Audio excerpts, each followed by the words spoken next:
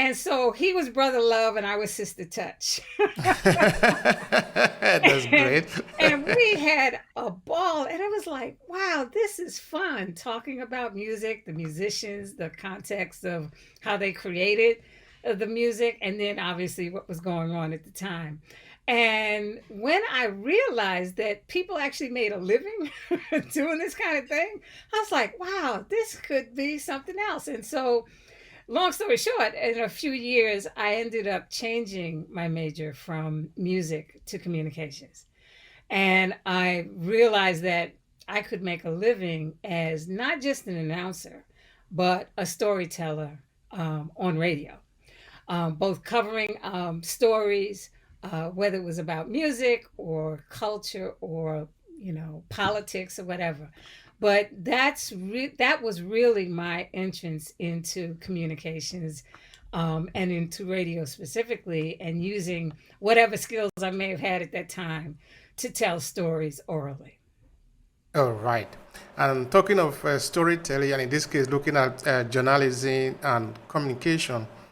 Okay, now let's say maybe in the early 17, okay, this period now you have grown, you are already experimented with your work, no? And you're going to be more into media creation, into music and all that. So tell us, what were the things that were inspiring you that convinced you that you really want to you really want to go into this area? I mean, journalism and communication. I mean, looking around in New York, for example. Well, the thing that also happened was I went to college in Chicago.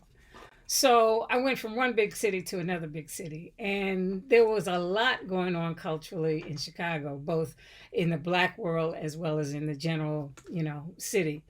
And so the thing that I was able to do was to move through Chicago and really find items and information that I hadn't been exposed to before.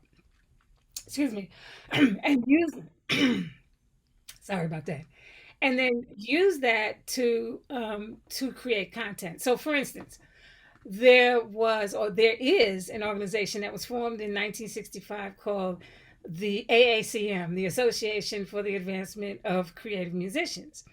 Initially, I got involved with that organization because I took classes while I was in college with that organization, and the gentleman who was the head of it at that time offered Saturday afternoon courses, the classes in theory and ear training that I took advantage of. And there was also a big band that he led, that he said, well, you could be part of this. And I said, well, I play oboe. That's a classical, really seen as a classical instrument, or an instrument that lives in the classical world. And he said, well, no, you can also deal with it in jazz and, other popular music. So I got involved in that. And one of the things that I did while I was in school was I said, well, this is a fascinating story.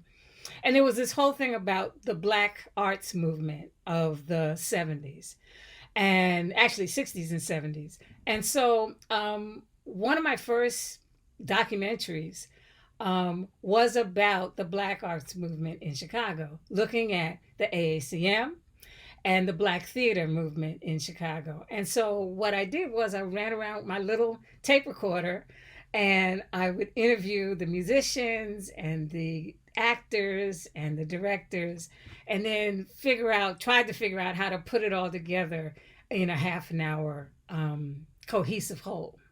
So I would say that was kind of basically the first time that I really said, okay, here's all this information. I've got all of these hours of tape. Now what do I do with it? And how do I make it interesting to someone who doesn't, know about the subject, or doesn't know, the breadth of the field. So that was kind of my first thing. And then when I graduated, my first job was actually at a public radio station in, of all places, Cedar Falls, Iowa. Now, I'm a city girl. And Iowa is not, I mean, not to say that Iowa doesn't have cities, because it does. But I was in a very, very small college town because it had an NPR affiliate station. Basically, I was in Cedar Falls, Iowa, and at the University of Northern Iowa. And they had this really dynamic public radio station that offered news and music and information. And I was hired as an announcer as well as a producer. And it was there that I started really starting. And I don't want to say that I honed, but I started to hone my skills in how you take information from subjects that you interview, do the research that enables you to put their stories into context, and then develop a piece that is unfortunately for radio, or not even unfortunately for radio, but because radio is a time medium, it's a medium that really is based on time. How do you then distill that information into 5 minutes or 10 minutes or 3 minutes? And it was there at that station that I started to develop that. And I really must say that I had an opportunity to interview both well-known musicians like George Benson or Herbie Hancock, but also politicians like Julian Bond and others who had come through the university.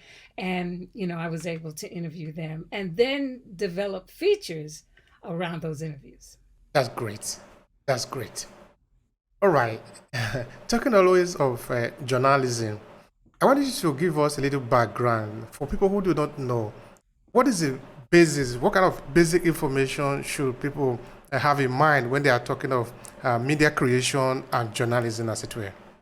Well, I was trained, as a journalist, that you are looking at information. Actually, you're looking at issues or people, and you're trying to be objective. And that was one of the major goals or major procedures that you are asked to deal with, that you look at an issue and you try to present all sides. It's not about your opinion or my opinion personally, but you're looking at let's say you're talking about a local election, and you are now saying, okay, these are the issues that this election revolves around. Let's find out what, not just one side, but you try to present all sides, and then let the reader or the listener, if it's radio, or the listener viewer, if it's television or video, kind of come to their own conclusion. But you're trying to be objective.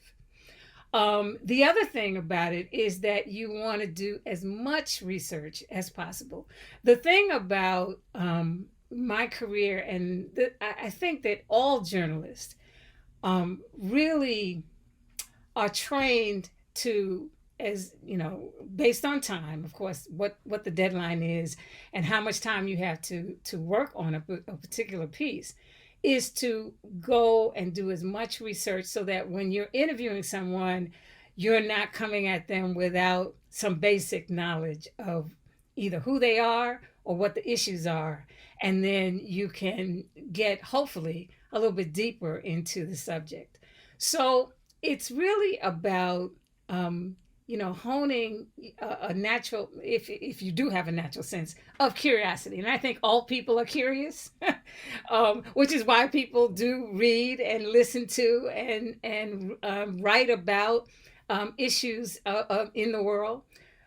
But it's also on the journalist to see how much information can they present in as objective a means as possible, so that the consumer of that information has as broad a picture as possible. Now, that's not to say that there isn't room for so-called advocacy journalism, and that's journalism that is really dedicated to presenting information with the idea that it will foster some kind of positive change. So you have, say, someone like an Ida B. Wells, who during her time was a prolific writer, but she was prolific in terms of writing about and exposing the discrimination of the time and pushing anti-lynching information, or pushing against the lynching that was prevalent during her time.